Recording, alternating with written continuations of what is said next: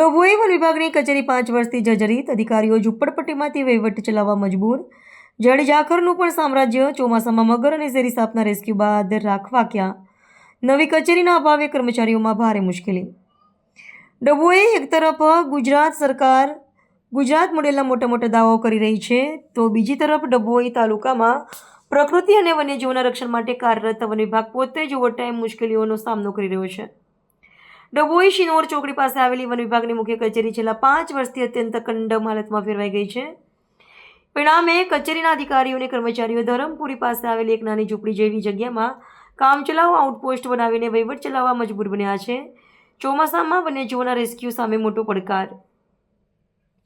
હવામાન વિભાગની ભારે વરસાદની આગાહીને પગલે ડભોઈ શહેર અને ગ્રામ્ય વિસ્તારોમાં પૂર જેવા પાણી ભરાવાની શક્યતાઓ વ્યક્ત કરવામાં આવી રહી છે. આવા સમયે પાણીના બહાવ સાથે મગર, ઝેરી સાપ અને અન્ય સરીસૃપો રહેણાંક વિસ્તારોમાં ઘૂસી આવવાના બનાવો વધે છે. વન વિભાગની ટીમ દ્વારા રેસ્ક્યુ કરવામાં આવેલા વન્યજીવને સુરક્ષિત રાખવા માટે હાલ નાની ઝૂંપડી આકારની કચેરીમાં જગ્યાનો ભારે અભાવ વર્તાઈ રહ્યો છે. રેસ્ક્યુ કરાયેલા પ્રાણીઓને રાખવા અને તેમની સંભાળ લેવામાં કર્મચારીઓને ભારે અગવડતા પડી રહી છે.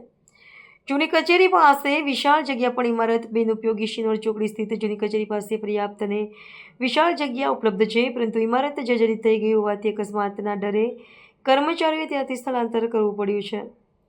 છેલ્લા 5 વર્ષથી વન વિભાગના ઉચ્ચ અધિકારીઓ અને સ્થાનિક સ્ટાફ નવી કચેરી મંજૂર થાય અને તેનું નિર્માણ કાર્ય ઝડપથી શરૂ થાય તેની ચાતક નજરે રાહ જોઈ રહ્યા છે. સ્થાનિકો અને કર્મચારીઓની માંગ, વિકાસની વાતો, વન વિભાગના કર્મચારીઓને ઓફિસ માટે રઝળપાટ કરવો પડે તે અત્યંત ખેદજનક છે.